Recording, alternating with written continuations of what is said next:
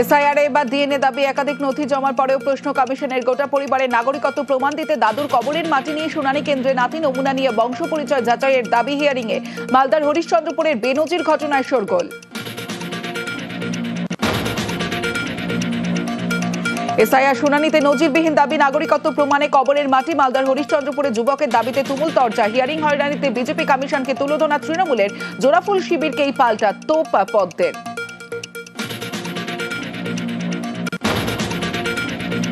SIR hearing এ হয়রানির প্রতিবাদ জেলায় জেলায় চড়ছে ক্ষোভের পারদ। দক্ষিণ 24 পরগনার দিকে দিকে বিক্ষোভ মাদারপাড়া ও আবাদ ভগবানপুরে রাস্তায় টায়ার জ্বালিয়ে অবরোধ। চন্দ্রকোনাতেও শুনানি নিয়ে ভুরি ভুরি অভিযোগ।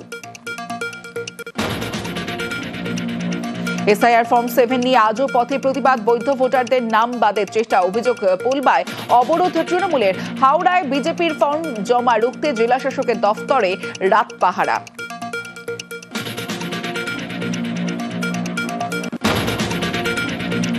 নেতাজির পরিবারের 5 সদস্যের শুনানি নোটিশ। তুমুল চর্চার মধ্যেই ফের সরব সুভাষ চন্দ্রের নাতির ছেলে। বিনা প্রশিক্ষণে তাড়াহুড়ো করে ত্রুটিপূর্ণ প্রক্রিয়া। এসআইআর এ চরম ভোগান্তি সোশ্যাল মিডিয়া পোস্টে তোপ চন্দ্রকুমার বসুর। আরও পেশাদারিত্বের পরামর্শ কমিশন কেন্দ্রকে। প্রশান্ত বর্মনের সুপ্রিম ধাক্কা, বল এবার পুলিশের কোর্টে। শুক্রবারের মধ্যে আত্মসমর্পণ না করলে গ্রেফতারের সুযোগ।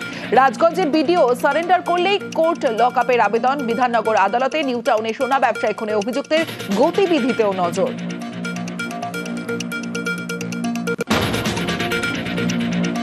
পদ্ম ব্যাটনের হাত বদল। নাড্ডার পর এবার বিজেপির সর্বভারতীয় সভাপতি নীতিন নবীন। দলের রীতি মেনে বিনা প্রতিদ্বন্দ্বিতাতেই পদে। প্রধানমন্ত্রী সহ গেরুয়া শাসিত প্রায় সব রাজ্যের প্রতিনিধিদের উপস্থিতিতেই দায়িত্বে। বিহার জয়ের ফ্যাক্টরি 45 বছরের নেতায় শিলমোহর। 26-এর টার্গেটে বঙ্গ বিজেপির সঙ্গেও কথা।